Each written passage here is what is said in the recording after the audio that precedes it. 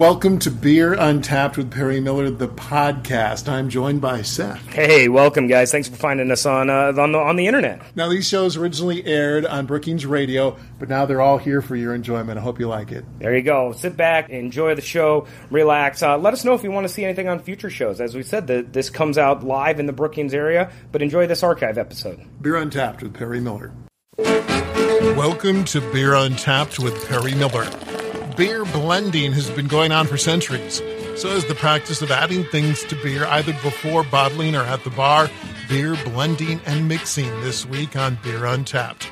Mixing beers is nothing new. There was a time if you went into a pub, the man behind the bar would offer you a blend of beers. You take an old ale or a young ale or a green ale, and your bartender would blend you a beer on the casks behind the beer based on your preference and your taste. So not the idea of blending beers and having a little bit of mixology or having your bartender do a little bit of the creative influence on what you drink is certainly traditional. It is not a new thing. That's Seth Cook at Wooden Legs Brewing in Brookings. There are still a number of beers on the market, including lambics and many barrel-aged beers that are blends of different vintages.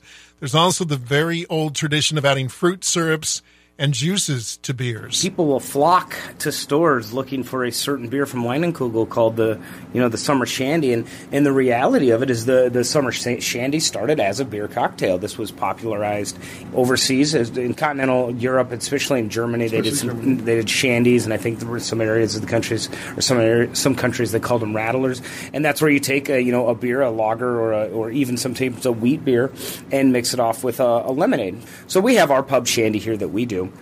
We've actually added, ginger-style shandies to it that are really refreshing. Then there's Berliner Weiss, too, with fruit syrups. That goes way right. back. Well, we did a whole party based on that once with the Berliner Weiss. It has a little bit of that tart Berliner Weiss taste, and you add some of I think we even had Woodruff syrup here. If you've ever had Woodruff syrup, I've got some sitting on the back office here with the cap on it still because it's terrible. But that's really traditional. It's traditional. Like, we thought we'd try it, and it's terrible. I have no idea why anybody would drink that. You're probably familiar with a popular Midwest beer cocktail that consists of beer and tomato juice. There's a certain beer cocktail that exists this everywhere. Persistent. It persistently and pervasively exists all over the upper Midwest, especially in South Dakota. And virtually nowhere else. And virtually nowhere else. And that is the red beer. So, if it's a red beer. I have heard variants of orange beers, and I think that is weird from a guy that drinks red beers. I've heard orange beers. Maybe that's a breakfast thing. It's kind of like a mimosa or something. I don't know. Well, it would work with an IPA. It might work with an IPA, and that's what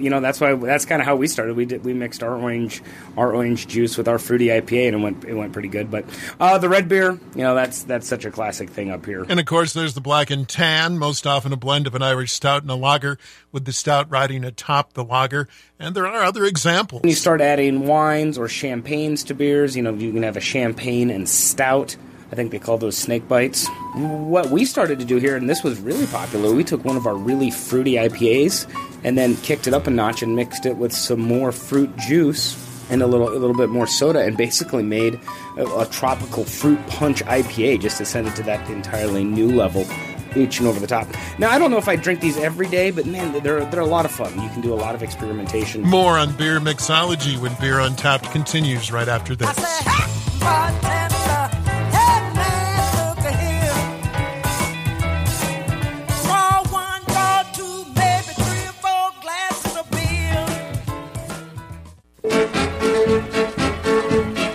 Welcome back to Beer Untapped with Perry Miller. We're talking beer blending and mixing this week. These days, beer cocktails, basically mixed drinks that include beer as the prime component, are becoming a thing.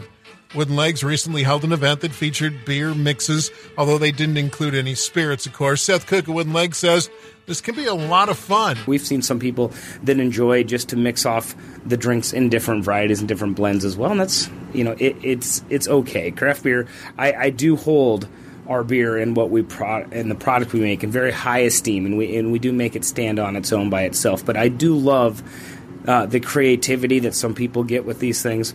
it's not my job to tell you how to drink your beer. I will make the beers, and we do appreciate them as individual characters, but we do know that just like the world in the culinary world, there's our ways to mix them together and mix them up and add different things to them to really kind of complement some of the other flavors. So come down to the pub sometime. We've got, the staff here is pretty good at making stuff. We've still got your IPAs, still got your stouts, and still got your pale ales and cream ales all by themselves. But there's some good blends that we have. And with some mixed drinks, beer is just a player. Some of the mixology, when you start talking those things, beer adds a very distinct flavor to a lot of these, and sometimes it's just a component as opposed to the base. Sometimes it is just a component. Seth says there are customers who like to get creative and make their own blends of a couple different kinds of beers. It is kind of fun because when you're at the pub like this serving it on draft, you've only committed to a couple ounces of it if you don't like it, so it's not a full six-pack. And the bartenders are usually pretty good at telling you what does mix together. I've seen some weird stuff mixed that tastes really well, but I have seen the bartenders maybe raise an eyebrow and say, I don't think that's the direction you want to take this, mixing one thing with the other. The stouts and ciders are super popular. I've never thought they would be as popular until I tried one. I was like, wow, these are really good. So you've got that crisp apple cider with the chocolate in it. It's wild. Finally today, let's head down to Brookings Liquor Store, where there are beers from several new breweries making their debuts. Beer guide Drew Eklund will start us off by featuring Blacktooth Brewing. Out of Sheridan, Wyoming. They're really growing. They must be doing something right. Just put on tap Blacktooth barley wine, 20 cents an ounce, with flavors of sweet malt, dark fruit, moderate bitterness, and, of course, booze. So at 11%, be really careful with this one or it'll end you. Best to share with friends. So on the package side for Blacktooth, we have Caught Looking Blonde Ale. It's their spring seasonal. It's light and crisp, pretty similar to a lager. Lots of flavor. Hot Streak IPA. It's a solid above average IPA with flavors of citrus and pine. The next one is called Bomber Mountain. It's an Irish red ale. It has a slight iced tea flavor going on with flavors of biscuits, caramel, and cotton candy.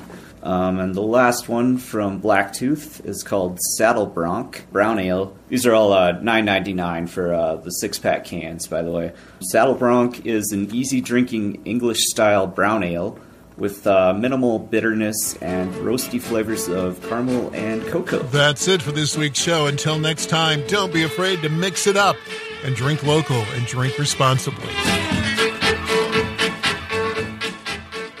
Thank you for listening to this archived edition of Beer Untapped with Perry Miller. Feel free to listen to other episodes, and if there's anything you'd like us to talk about on a future show, please let us know. Thanks again.